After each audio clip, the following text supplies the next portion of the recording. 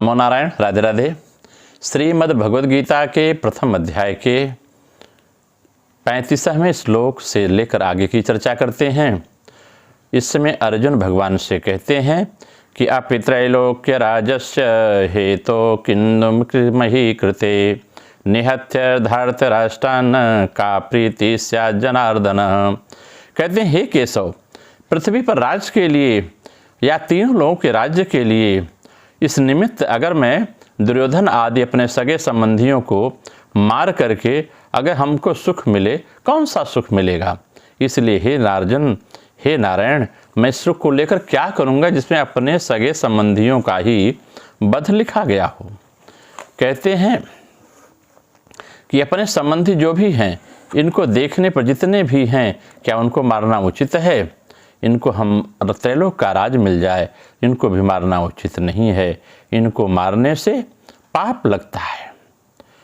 जो धृतराष्ट्र के पुत्र हैं और जो उनके सहयोगी हैं, जितने भी सैनिक हैं, उन्हें मारकर विजय प्राप्त कर हमें कोई प्रसन्नता नहीं होगी। इसका पश्चाताप होगा। एक बार क्रोध में इनका हम वध कर देंगे, लेकिन जब उसका वेग शांत हो जाएगा तो हमें रोना पड़ेगा। क्रोध और लोभ में आकर हम क्या अनर्थ कर बैठे, ऐसा पश्चाताप करना पड़ेगा। कुटुंबियों की याद आने पर बार बार उनका अभाव खटकेगा। चित्र में उनकी मृत्यु के बारे में मुझे चिंता होगी, वह सताता रहेगा। ऐसी स्थिति में हमें कभी प्रसन्नता ठीक नहीं लगेगी। इस लोक में जब तक जिएंगे तब तक हमारे चित्त में कभी प्रसन्नता नहीं होगी। इनको मारने से जो हमें पाप लगेगा, वह परलोक में भी हमें भयंकर दुख देने वाला होगा। यम आतना, जो यम की यातना है, वह भुगतनी पड़ेगी, जैसा गरुड़ पुराण में चर्चा किया गया है। आतताई इच्छा प्रकार की होती हैं। आग लगाने वाला, विष देने वाला, शस्त्र को हाथ में लेकर मारने के लिए जो तैयार होता है, धन को हरण करने वाला, किसी की जमीन या राज्य को छीनने वाला, स्त्री का हरण करने वाला, ये सब आतताई हैं। भगवान कहते हैं कि ये सारे गुण दुर्योधन में तो मिलते हैं, उनके परिवार जो उनके सहयोगी हैं उनमें ये सभी गुण मिला करते हैं। इस प्रकार से आतताई हैं। लेकिन भगवान ने कहा है, मनुस्मृति में लिखा है, ना तताई बधे दोषो हंत्र भवति कश्चन। आतताई का मारना उचित हुए भी मारने की क्रिया अच्छी नहीं है। शास्त्र कहता है कि मनुष्य को कभी हिंसा नहीं करनी चाहिए। हिंसा न करना यह व्यक्ति का परम धर्म है। दुर्योधन आतताई है, फिर भी यह वध के लायक नहीं है। अपने कुटुंबियों को मारने से हमें पाप लगता है, कुल का दोष लगता है, कुल कलंकित हम होंगे। ये हमारी मर्यादा हमसे नहीं टिक पाएगी। क्या उन्हें मारना ठीक नहीं है? क्या जैसे अपना बेटा ही आतताई हो जाए तो क्या उससे संबंध हटाया जाता है? उसे मारा थोड़ी जाता है, वह परिवार का ही तो है। लेकिन अगर हम इसकी यौगिक व्याख्या करें, आध्यात्मिक व्याख्या करें, इसकी क्रियायोग संबंधी व्याख्या करें, तो निम्न भाव प्रकट होता है साधना के मार्ग में। सुख शब्द से हमें इंद्रिय भोग, सुख भोग के अतिरिक्त और किसी वस्तु का बोध नहीं है। सुख माने हम केवल इंद्रिय बोध ही जानते हैं। इसी कारण इतना भय लगता है व्यक्ति को।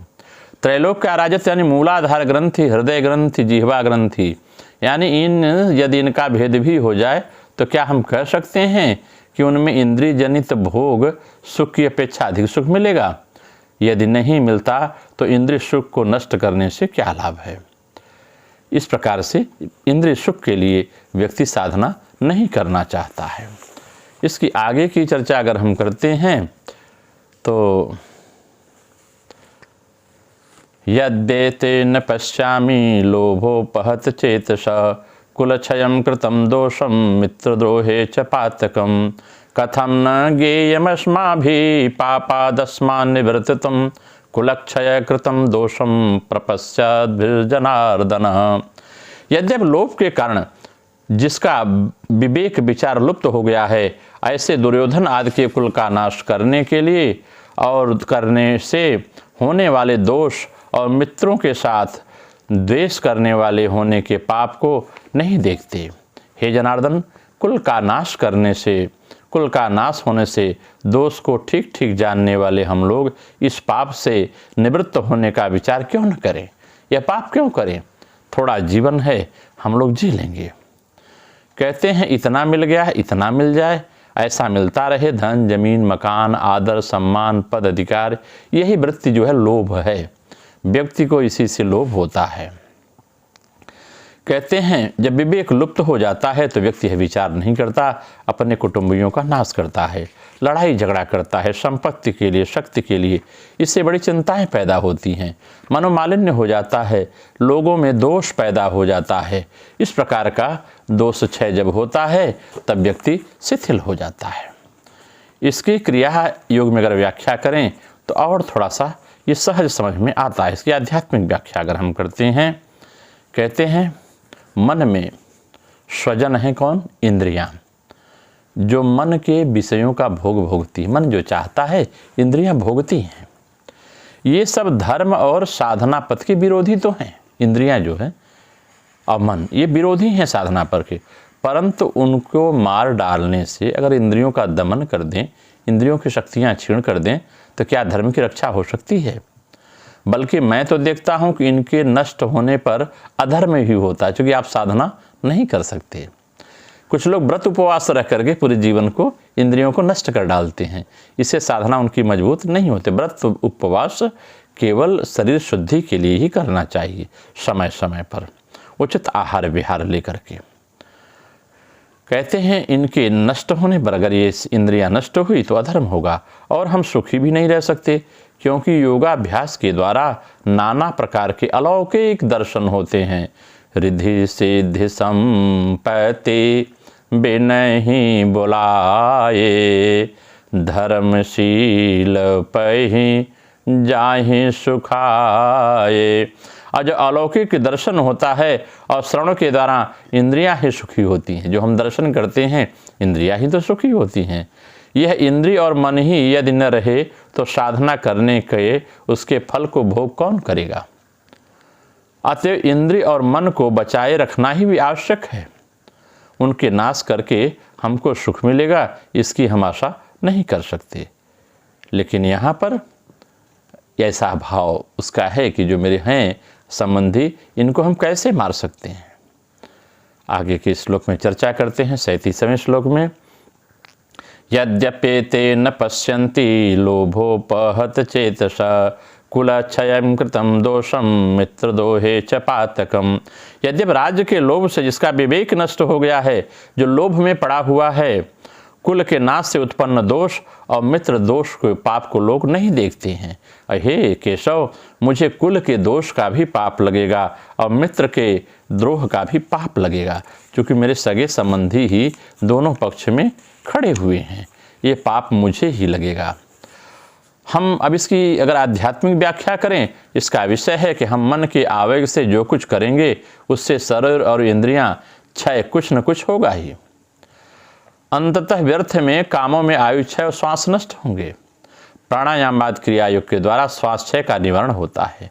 सामान्य क्रिया करते हुए अगर हम प्राण क्षय करते हैं, इंद्रियों को खर्च करते हैं, उससे आयु घटती है। लेकिन प्राणायाम, प्राण के हर आयाम को जानना, हर श्वास प्रश्वास पर ध्यान देते जब हम हैं, तो इससे इसका श्वास क्षय नहीं होता, उतनी आयु बढ़ती है। और भरा बुला जो कर्म हम करते हैं उससे आयु क्षय होता है। दुर्मति आदि भोगों की लालसा से हतचित्त होकर इंद्रियों का हम लोप कर सकते हैं। अधिक भोग की लालसा से हतचित्त होकर इंद्रियों की शक्तियों का लोप हो जाता है, अपनी शक्ति का भ्राश होता है। यह बात जो साधक हैं नहीं हैं उनको नहीं समझ में आती। प्रवृत्ति की आयु क्षय होने पर देह इंद्रियात का पतन हो जाता है।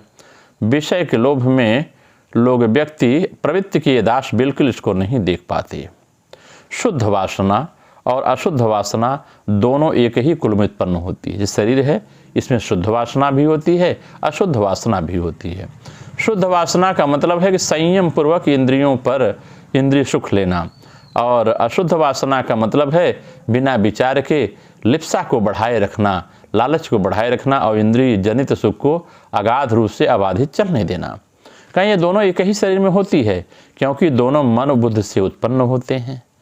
इसमें एक का दल संसार बसा कर रहता है और दूसरे का दल जो है संसार से मुक्त होना चाहता है। इस प्रकार हम क्रिया योग के माध्यम से गीता का अध्ययन करते हैं। नमो नारायण। राधे राधे।